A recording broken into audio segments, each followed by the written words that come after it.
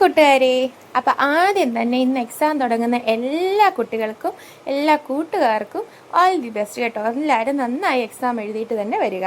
അപ്പോൾ ഇന്നത്തെ വർക്ക് എനിക്കൊരു നൊസ്റ്റാൾജിയ തോന്നുന്ന ഒരു വർക്കാണ്. കാരണം ഞാൻ ആദ്യമായിട്ട് എൻ്റെ 8ാം ക്ലാസ്സിലാണ് ഈ ഒരു വർക്ക് ചെയ്യുന്നത്. ശരിക്കും പറഞ്ഞാൽ അന്ന് നമുക്കറിയില്ല ഇതിനിങ്ങനെയൊക്കെ കുറേ പേരുകളുണ്ടെന്നോ ഇങ്ങനത്തെ കാര്യങ്ങളൊക്കെ ഉണ്ടെന്നൊന്നും നമുക്കറിയില്ലല്ലോ. അന്ന് എന്തോ ഒരു കൗതുകത്തിൽ വരച്ച് തുടങ്ങിയതാണ്.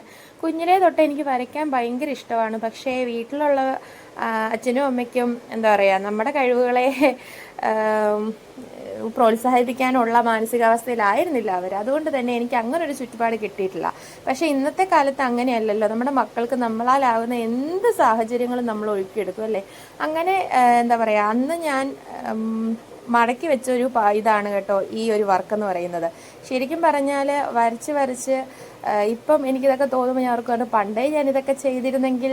അങ്ങനെ ഒരിക്കലെങ്കിലും നമ്മൾക്ക് അങ്ങനൊരു ചിന്ത അല്ലെങ്കിൽ അങ്ങനൊരു റിഗ്രറ്റ് തോന്നുന്ന നിമിഷങ്ങൾ എപ്പോഴും കാണുമല്ലേ. എനിക്കങ്ങനെയാണ് കേട്ടോ. ഒരുപാട് കാര്യങ്ങൾ റിഗ്രറ്റ് തോന്നാറുണ്ട് കേട്ടോ. ഒരാൾ എന്നെ നാക്കുളിക്കുന്നു. അപ്പം എന്താ പറയുക, നമ്മൾ മാക്സിമം നമ്മുടെ ലൈഫ് എൻജോയ് ചെയ്യുക. അങ്ങനത്തെ എന്താ റിഗ്രറ്റ് വരാത്ത രീതിയിൽ എൻജോയ് ചെയ്യുക എന്ന് തന്നെയാണ് എനിക്കിപ്പോൾ പറയാനുള്ളത് കേട്ടോ. കാരണം നമുക്ക് ഓരോ അനുഭവങ്ങൾ വരുമ്പോഴാണല്ലോ നമ്മൾ പല കാര്യങ്ങളും പഠിക്കുന്നത്. പണ്ട് അങ്ങനെ ചെയ്തായിരുന്നെങ്കിൽ ഇപ്പോൾ ഇങ്ങനെ എത്തിയെന്ന് ചിന്തിക്കുന്ന ഒരുപാട് സന്ദർഭങ്ങളുണ്ട്. അതുകൊണ്ട് തന്നെ ഇപ്പോഴത്തെ കുട്ടികളോട് എനിക്ക് പറയാനുള്ളത്, ഇപ്പോൾ നന്നായിട്ട് നിങ്ങൾ പഠിക്കുക, നന്നായിട്ട് വർക്ക് ചെയ്യാൻ. ഫ്രീ ടൈമിൽ കുറച്ച് സ്ട്രെസ്സൊക്കെ മാറ്റാൻ വേണ്ടി മാത്രം ഇത് യൂസ് ചെയ്യുക കേട്ടോ. അപ്പോൾ ഇന്ന് ഇത്രയേ ഉള്ളൂ. ടാറ്റാ.